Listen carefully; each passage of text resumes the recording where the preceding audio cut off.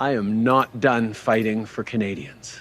I am not done with the hard work Canadians expect.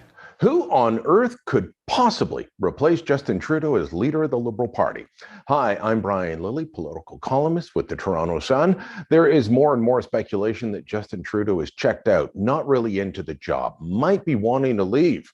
The evidence is there. Look at our front page from Sunday, where we talked about all the different Trudeau cabinet ministers that should be fired or shuffled out of their current portfolios because the government's not working well. It's simply not working at all for Canadians. Yet the government just comes up with excuses. Trudeau doesn't seem interested in fixing the problems. It's not just me that's noticing this. It's the Globe and Mail. It's the Toronto Star and Chantal Hébert pointing out that this is a government that appears checked out. So who could possibly replace Justin Trudeau?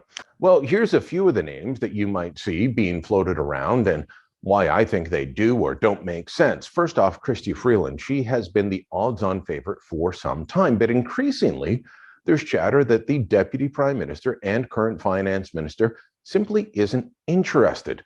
She might not want the job, is the chatter going around Toronto, not far from her Toronto Rosedale riding that she's been representing since 2015. So if she doesn't want the job, who would be next?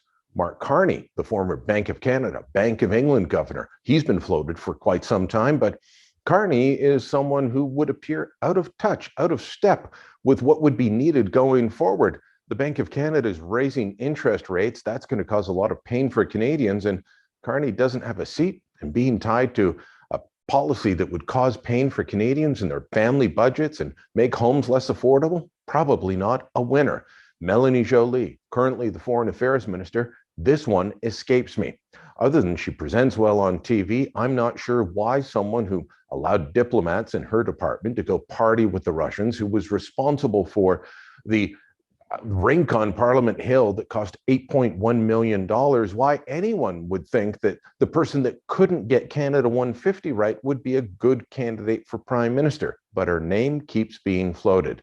Anita Anand, currently the Defense Minister. She was in charge of procuring vaccines during the pandemic. Other than a few hiccups at the beginning, she performed admirably in that job. We'll see how she does at defense. She's a serious woman with a serious background and not to be taken lightly if she decides to run for it.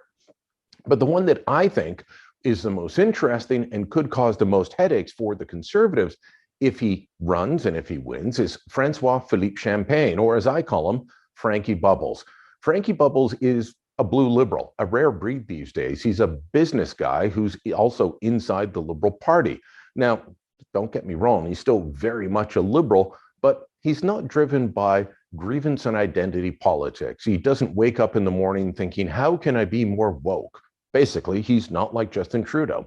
He has international business experience. He has the ability to understand changes in the economy, and he's been performing well in his portfolios. By the way, he's also fluently bilingual. No problem speaking in English, where the majority of the votes in this country lie. So those are the potential contenders. When and if Trudeau will dispatch himself, we don't know. There's no snow currently for him to go walking around in. Maybe he'll take a surfing trip this summer and decide it's time to pack it in.